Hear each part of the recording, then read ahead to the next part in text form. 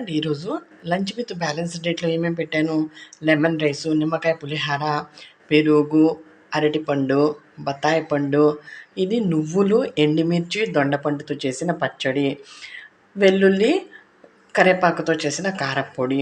చూడండి ఇప్పుడు nutritious values చెప్తాను. పులిహార రైస్ కాబట్టి కార్బోహైడ్రేట్స్ ఉన్నాయి. నిమ్మకాయతో చేసాం కాబట్టి సి విటమిన్ ఉంటుంది. పెరుగులో ఏ విటమిన్, ప్రోటీను, ఫ్యాట్, కాల్షియం ఉంటుంది. అరటిపండులో బి1, బి6, బి3, నియాసిన్, పొటాషియం, సోడియం చాలా తక్కువ, గుండెకు మంచిది. ఈ బత్తాయి పండులో సి విటమిన్, ఏ విటమిన్, ఫైబర్ ఉంటుంది.